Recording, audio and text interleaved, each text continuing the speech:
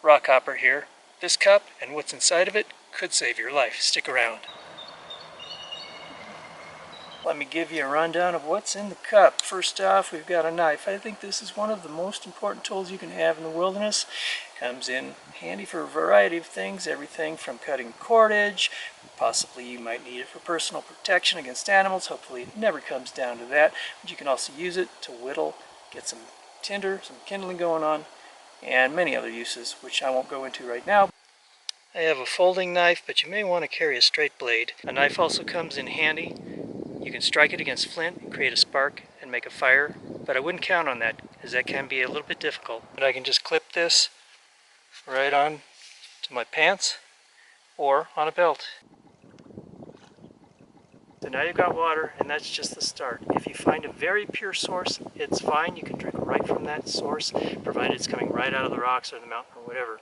However, most of the time you're going to find a little pond or a lake or a tiny stream, and you can't guarantee that that water's safe to drink, so you're going to have to purify it. And that's where the stainless steel cup comes in handy, because you can boil your water right inside this cup. If you can find a snowbank, brush away the debris on the top, and then dig down in there. And there's a good chance this snow is going to be purer than what you get from the streams. You can melt this snow over the fire, or in many cases I've just eaten the snow just like this. Now, if the weather's warm enough, that's okay. If the weather's really cold, not a good idea. Another item you might want to take along is a condom, preferably unlubricated, not because you want to have a good romantic time with Bigfoot, but because this can actually serve as a water container. It can hold about a quart of water, and there may be times when you need to have some water with you to get from one place to the next, so think about carrying this along. Next item is toilet paper. Now, not just for the obvious, I like to keep it in a little plastic bag so it stays waterproof, also keeps the humidity out. My favorite natural toilet papers are mullein leaves, thimbleberry leaves, and moss. And this is good not just for, as I said, the obvious, but you can use this if you have a wound, you get a cut or something in the wilderness. You can take some of this, double it, triple it over, whatever you need to do, and then put it on the wound, soak up the blood, and then what I have here is duct tape. I like to have about maybe 5 feet of this along with me on a stick. Duct tape on a stick, like it, because it comes in handy for a lot of things. You can use it to patch up your emergency blanket if it gets a hole. You could use it to patch up your boots if they get a hole, or a whole lot of other things. It's very versatile and strong, as you may already know. So just a little bit of duct tape can go a long way. And then you can put that duct tape across that, use the toilet paper as gauze, or you can actually just carry a little thing of gauze. It really doesn't have any weight to it, doesn't take up any space, and that'll be your bandage. And it works pretty effectively. I've done it. Another good use for toilet paper is you can take a square of this, and it makes a great fire starter. You can just put it underneath some pine needles, kindling, and it will assist you greatly in making that fire that you're going to need to stay warm, depending on where you're at. Now, you may need a fire to stay warm, but also you're probably going to need a fire to purify water and for potentially cooking. Now, one way of getting that fire going, and this is something that I think almost nobody has in their videos, if maybe I'm the only guy. These are those trick birthday candles, you know, the kind where you blow them out and they relight. These are the best fire starters that I've ever come across, because they're basically waterproof, windproof fire starters and very lightweight. These ones are a little bit melty, you know, they cracked a bit, but that doesn't matter, they'll still work. How are you going to get that fire started? Well, you're going to have a lighter. And you might notice on here I have fish hooks. I have some fishing line right in here, fish hook right there, and I have an extra fish hook there and another one on the other side, as there's a good chance you may get hungry out here and need to catch a fish. If you don't have a sinker along with you, you can make one out of a rock or use a little piece of a stick for a bobber. Another item you might want to consider is a plastic garbage bag. Why? Because you can use this as a makeshift rain jacket. You know, you could end up in some bad weather, and this, you just basically put a hole at the top where your head's going to poke through. Just open up that bag, where you're going to put your head through, and voila, you've got a rain jacket or a straight jacket. And if the bag's not big enough, you may want to poke your arms through so it doesn't have quite that straight jacket feel.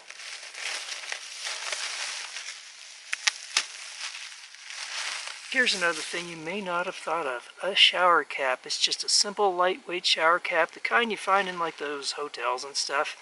You can get them for free there if you stay the night, and a lot of them. And you just put this over your hat. Hopefully you're wearing a hat because you need some sun protection, and the hat will protect you a little bit from rain. But you know, you put the shower cap right over the top of your hat, now you have pretty much a waterproof hat. I like to have cordage with me. This can come in handy for numerous things. You can make a bow drill with that if you know how to do that, which assists you in making a fire. You can also use this to tie your emergency blanket over you, like a shelter in case it's raining or snowing. You can use cordage to replace a broken shoelace, or you can use paracord, which I've found to be an almost unbreakable replacement for bootlaces. And you might need to make a snare. You might need to have some game. You might be out there for a while, so you never know. That's why super strong cordage like this is good to have. I also take a very small, lightweight, foldable straw. And why do I take this? Because there may be times where there's just a very tiny trickle, a tiny, tiny spring seeping out the side of a crevice of a rock or something like that, and you might have the smallest of pools. You might actually need this to sip water from that tiny pool in order to stay hydrated to an extent and keep you alive. This can be particularly helpful in the desert. While most people can't survive for more than a few days out in the wilderness without water, most people can survive for maybe even several weeks without food. However, I do like to take just a little tiny bar, just more as a mental thing really, to have along, to know that I do have a tiny bit of food. I don't need it. You could even make a challenge for yourself if you're in a survival situation to not eat this. Survival is just as much mental, and just knowing you have a little bit of food could give you that edge. The reason a lot of people survive who really shouldn't have, against all odds, is because they have a very strong mental tenacity, fortitude, whatever you want to call it, and they keep plodding on, forging ahead through ice or snow, across frigid streams, and I've read about some of these accounts and they've lost toes, but they lived. So really your mental is part of your ability to survive in the wild, and having just a little smidgen of food could help you do that. Another item I might suggest is a compass. It doesn't have to be a fancy compass. You can have a small one. This is pretty small. And you're thinking, okay, I've got a compass app on my phone, right? Well, great. That's awesome. However, you're going to be out here and your phone might work with the compass app without any service, but there's a chance it won't. Also, if you're relying solely on that, there's a good chance your battery is going to run dead in your phone while you're out here, because you could be out here for a while. So I definitely suggest the old-fashioned magnetic type compass. Another very handy item in the cup is going to be a mirror. Not because you want to look your best for when Bigfoot or the search and rescue find you, but because you want to be more easily spotted in the wilderness. And this is going to be very useful in signaling, because if you're truly lost, more than likely there's going to be planes or helicopters looking for you. Sometimes it's very hard to see you from the air. And this enables you to signal them and give a better location. And this little mirror is lightweight and foldable, fits nicely in the cup. You can actually start a fire with a mirror, but however not these mirrors, because you need a large concave surface, and while this one is slightly concave, it's probably not going to direct the rays intensely enough to make a fire, nor is this one. So only those really big ones can do that. You might not think of taking dental floss along in a survival situation, but this could be a good thing to have, not only for flossing your teeth, and I'll tell you why that's a good thing. You want to have something that restores a little sense of normalcy to your life. Your teeth will feel better, and you'll be doing a task that maybe you do every day. This takes your mind off of your situation, at least temporarily, and like I say, gives you something, just a regular sort of daily thing to think about. Another thing you can do is you could braid this and make extra cordage out of it. Dental floss is amazingly strong, So think about taking this along. You can also use dental floss as fishing line or potentially as a tripwire for a deadfall trap if you know how to do that kind of thing. Or snare, you know how to make it. But if you have knowledge of the edible plants in the region that you're in, you can rely more on them rather than trying to chase, snare, or catch or shoot game. It's just a lot easier, and plants are often all around you. Your meal is right there.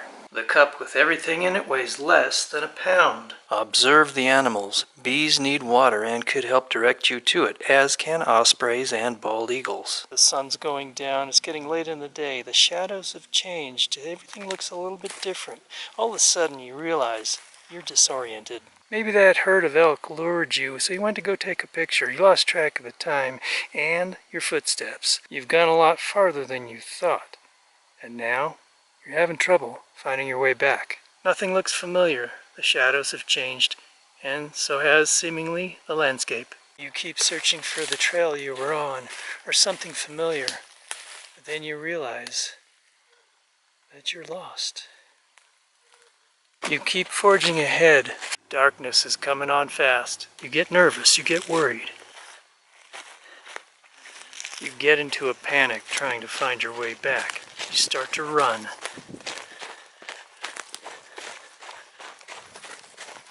It's best to slow down and pause, assess your situation, look around, and realize that the last few minutes of daylight should be used setting up for your survival. You can find these emergency blankets at Walmart, Big 5, camping stores, and other places. And it easily fits right inside the cup. So grab that emergency blanket out of the cup and roll it out, because you're going to have to use this to stay warm at night. Apparently these things help hold in about 95% of your body heat, although you can get a little bit moist and clammy from the perspiration that could take place inside of it. So it's probably going to be a long night for you, but hopefully it won't be too cold, and hopefully you can get a fire going close to you. I've never actually had to use an emergency blanket because I've always made a fire in a survival situation where I made a reflective backdrop of logs propped up to reflect that fire back to me. I've kept it stoked up through the night. However, this is probably a good thing to have, so just keep it in mind. If you're lucky, you may have a moon so you can see your way. However, there's a good chance you won't. I take a mini mag light because it's small, lightweight, and tough, and you may need to do something in the dark, for instance like gathering firewood. So gather some pine needles or whatever you may have available to burn. You can use a single square of that toilet paper if you want to help assist you in starting the fire quickly. Put it underneath your pine needles, grab some sticks,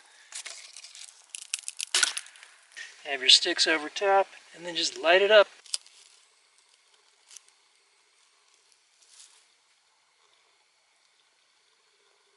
And then build up your fire.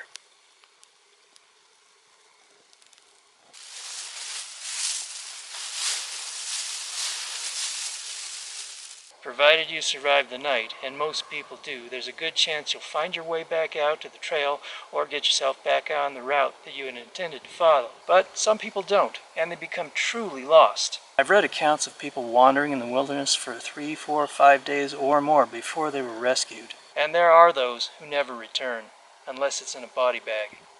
Don't be one of them. I've often thought of survival as equal parts persistence and resistance.